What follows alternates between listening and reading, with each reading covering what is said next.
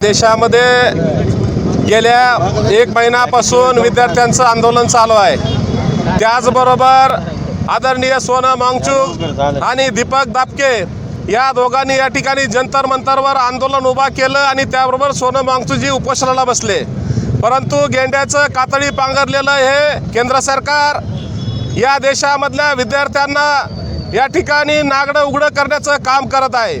20-21 विद्यार्थ्यांच्या आत्महत्या झाल्या या नीट परीक्षा पेपरच्या प्रकरणामध्ये, तरी देखील या ठिकाणी केंद्रीय शिक्षण मंत्र्यांचा या ठिकाणी फक्त हे विद्यार्थी राजीनामा मागत आहेत। परंतु केंद्रीय शिक्षण मंत्र्याचा राजीनामा न देता या ठिकाणी जो शांततेमध्ये चाललेला विद्यार्थ्यांचा लढा आहे तो लढा या ठिकाणी दडपशाहीच्या मार्गानं पोलीस प्रशासनाला समोर करून या ठिकाणी या विद्यार्थ्यांना भरपूर असं मारलेलं आहे। जे विद्यार्थी या ठिकाणी मेले त्यांचं तर यांना काही दुःख नाही, परंतु या ठिकाणी शांततेच्या मार्गाने आंदोलन करणाऱ्या विद्यार्थ्यांवर सुद्धा लाठीचार्ज केलेला आहे। या देशामध्ये या ठिकाणी दडपशाहीचं गुंडशाहीचं या ठिकाणी सरकार या ठिकाणी काम करत आहे। कारण यांच्याकडून अपेक्षा दुसरी आम्ही करू शकत नाही, कारण देशाचा गृहमंत्री हा तडीपार आहे, देशाचा मुख्यमंत्री हा तडीपार आहे, पंतप्रधान तडीपार आहे आणि हे असलं असताना या विद्यार्थ्यांनी यांच्याकडून अपेक्षा करणं चुकीचं आहे। या विद्यार्थ्यांना न्याय मिळाला पाहिजे।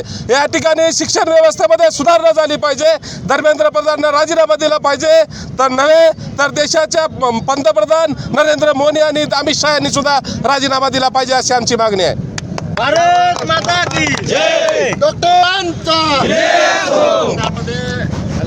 गेल्या एक महिन्यापासून